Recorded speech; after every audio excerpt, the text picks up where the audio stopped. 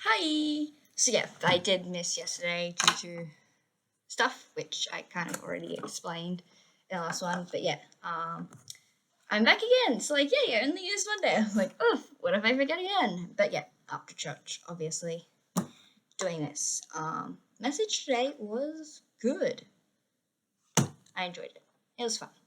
Anyway, that's not what we're here to talk about. We're here to talk about Psalms 2. And I put a lighter. I shouldn't have done that. Anyway, why am I so concerned? Yeah, right. Psalms 2, we're doing that. Getting it up now. Life is good. Church is good. Church brings your spirit up a lot. I really underestimated how much church makes my mental health better. I haven't gone in 3 weeks, and oh wow. But do you look at that? I wasn't feeling to crash up. I am feeling on top of the world now. Also made a new friend, which was fun. Goes back to the church day, meeting a new person came. They go to the Presbyterian church across the road. I made a friend with them. It's anyway. We don't need to know about that. Also, they might be watching my channel now. Some of them. Well, the person I made friends with, I exchanged numbers with, won't necessarily. But like I mentioned my channel, and they're like, "Oh, we'll watch that." I'm like, ah. Anyway, I'm talking to no one except maybe them. This has gone on long enough. Let's go. Yeah, that's the wrong thing. We're going Psalms 2. Wait, I can literally just flick across and I'll get to Psalms 2. Let's start with, no, we're going to finish off with a message each time. So let's just go, start with the New Standard Times. New International Version, let's go. Psalm 2. Why did the nations conspire and the people plot in vain? The kings of the earth rise up and the rulers band together against the Lord and against his anointed, saying, "Let us break their chains and throw off their shackles." The one enthroned in heaven laughs. The Lord scoffs at them. He rebukes them in his anger and terrifies them in his wrath, saying, "I have installed my king on Zion, my holy mountain. I will proclaim the Lord's decree," he said to me. "You are my son, and today I have become your father. Ask me, and I will make the nations your inheritance, the ends of the earth your possession. You will break them with the rod of iron, and you will dash them to pieces like pottery. Therefore, you kings, be wise. Be warned, your rulers of earth. Serve the Lord with fear and celebrate his rule with trembling. Kiss his son, and he will be angry, and your way will lead to destruction. And for his wrath can flare up in a moment. Blessed are all those who take refuge in them. Wait, what? Kiss his son and he will be okay. Or kiss his son or he will be angry. Yeah, I read that wrong. Kiss his son or he will be angry in your way. Yeah, that makes more sense. Like yeah, support his son or he will be angry. That makes a lot more sense than kiss his son and he will be angry. I'm like, isn't kissing normally a sign of support? Anyway, let's check out. I want to check out the King's Roman version. Let's find that. Now let's go to good news because that's the one I used at school. So let's go that translation. This is the good news Bible. Anyway, the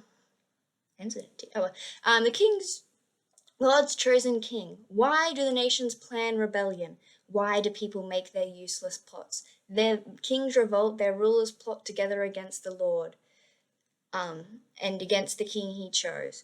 Let us free ourselves from their rule, they say. Let us off their control. From his throne in heaven, the Lord laughs and mocks their feeble plans. Then he warns them in anger and terrifies them with fury. On Zion, my sacred mountain, he says, I have installed my king.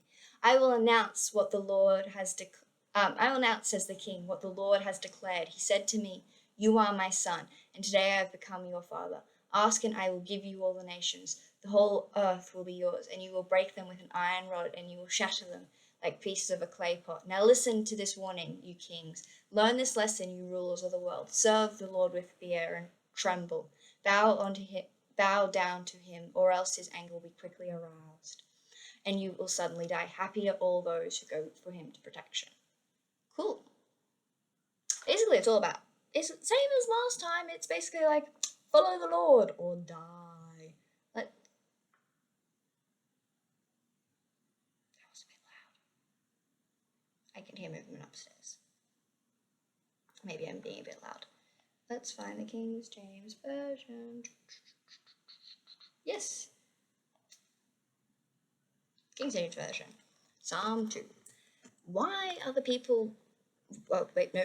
Why do the heathen rage and the people imagine a vain thing? The kings of the earth set themselves, and the rulers take counsel together against the Lord and against his anointed, saying, let us break their bands asunder, and let us break their bands asunder and cast away their cords from us. He that sitteth in the heavens shall laugh. The Lord shall have them in desertion, and then shall speak unto them his wrath, and vex them in his sore displeasure. Yet I have set my king upon my holy hill of Zion.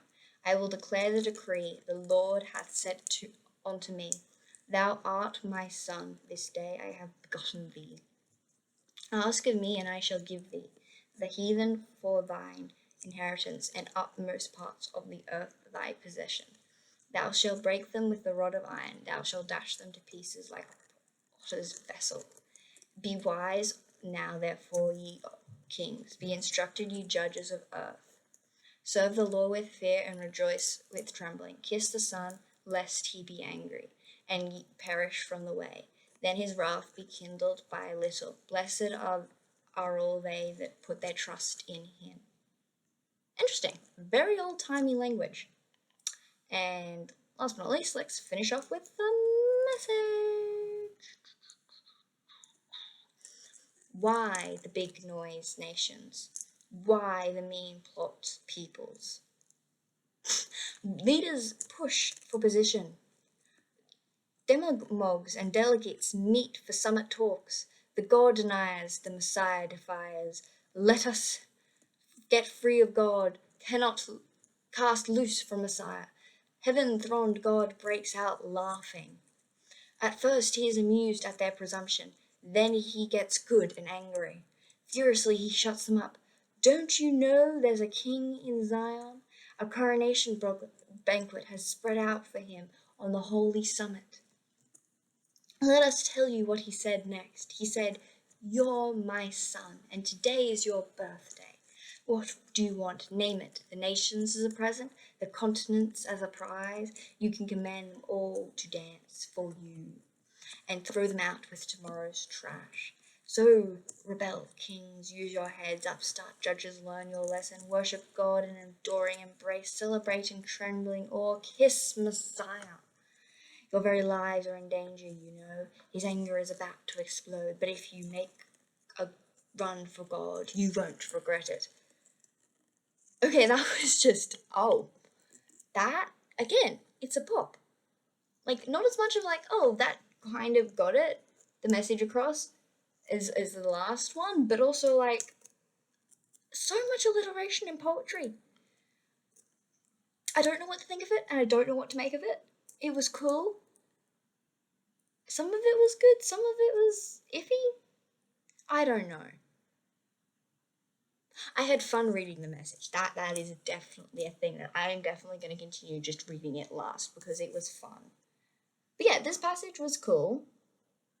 I'm starting to think that maybe it's not all just prayers and laments, because some of that didn't feel it, but maybe it is. I probably would pray something like that, to be fair, though. Anyway, yeah, but same kind of thing. Obey God, or else. Well, the last one was like more the carrot, and this one's more the stick. Maybe. I don't know. Maybe they're both sticks. Either way, it was, basically going, you will be given everything if you follow God, but you will be nothing if you don't. Which is like fair, because like God's real and stuff, and like it's the creator of the universe. If you're following him, you're gonna be good. If you're not, you're not. Yeah, very harsh language. I have no idea why I chose this one first. It's mainly because a lot of people are encouraging me to read Psalms. I don't feel like Psalms is something to be introducing people to as a first-time Christian. Oh well, it's the one I'm putting out there. Oh, my other videos are going to be so much better for getting people. And that sounded so bad.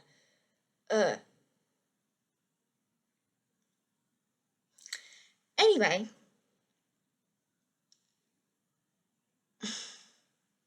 The sermon today was about it was about power and stuff and what you do with it. And then it kind of implied, it was like, oh, what is the secular thing of how to keep power? And it's like, oh, those are actually all good ways of how you keep power, but it was kind of like that thing of like, oh, but do none of that because you're God. No, do none of that because you're Christian.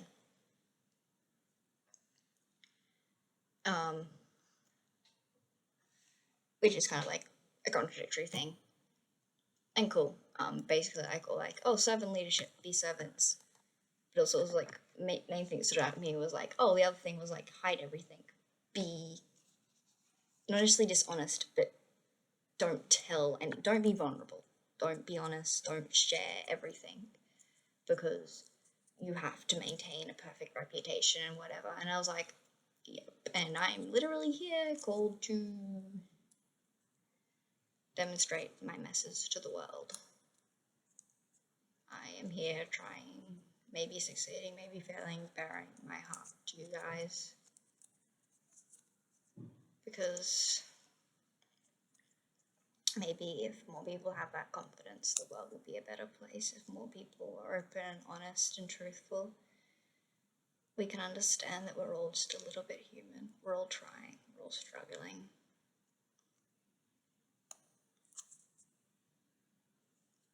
And at least for me, and hopefully you'll discover it too, that with God, you can do anything. You can be great, and the road from there on out is only up. Love you guys. Bye!